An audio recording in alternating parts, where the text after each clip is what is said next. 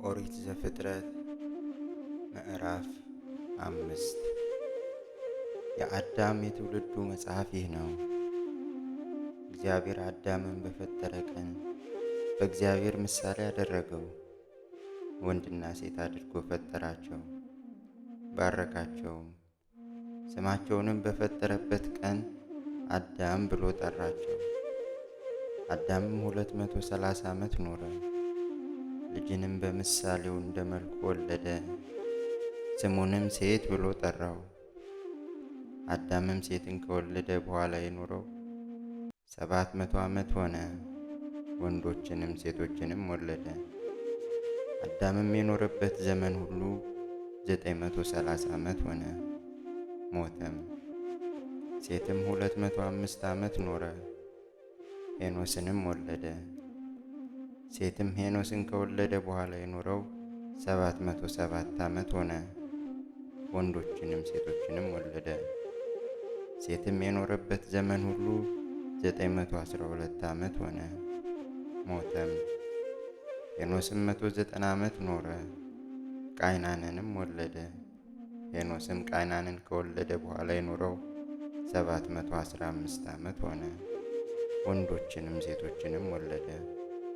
ሄኖስም የኖረበት ዘመን ሁሉ 905 ዓመት ሆነ፣ ሞተም። ቃይናንም 170 ዓመት ኖረ፣ መላልኤልንም ወለደ።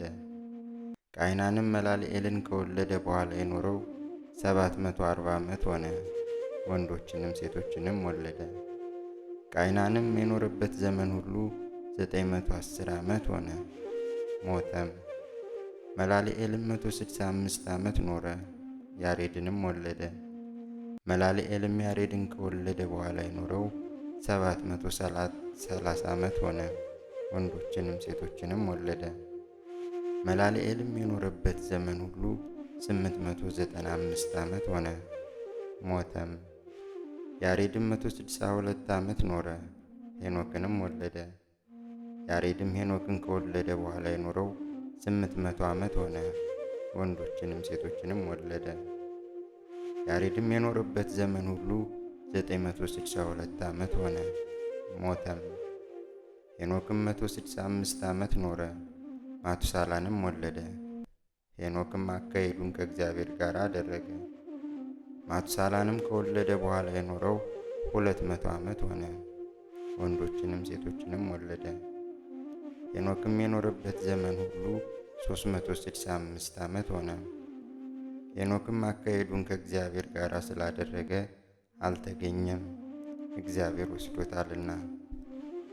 ማቱሳላም 187 ዓመት ኖረ፣ ላሜሕንም ወለደ። ማቱሳላም ላሜሕን ከወለደ በኋላ የኖረው 782 ዓመት ሆነ፣ ወንዶችንም ሴቶችንም ወለደ። ማቱሳላም የኖረበት ዘመን ሁሉ 969 ዓመት ሆነ፣ ሞተም። ላሜሕም 182 ዓመት ኖረ፣ ልጅንም ወለደ። ስሙንም እግዚአብሔር በረገማት ምድር ከተግባራችንና ከእጅ ሥራችን ይህ ያሳርፈናል ሲል ኖህ ብሎ ጠራው። ላሜሕም ኖህን ከወለደ በኋላ የኖረው 565 ዓመት ሆነ፣ ወንዶችንም ሴቶችንም ወለደ። ላሜሕ የኖረበት ዘመን ሁሉ 747 ዓመት ሆነ፣ ሞተም። ኖህም የ500 ዓመት ሰው ነበረ። ኖህም ሴምን፣ ካምን፣ ያፌትንም ወለደ።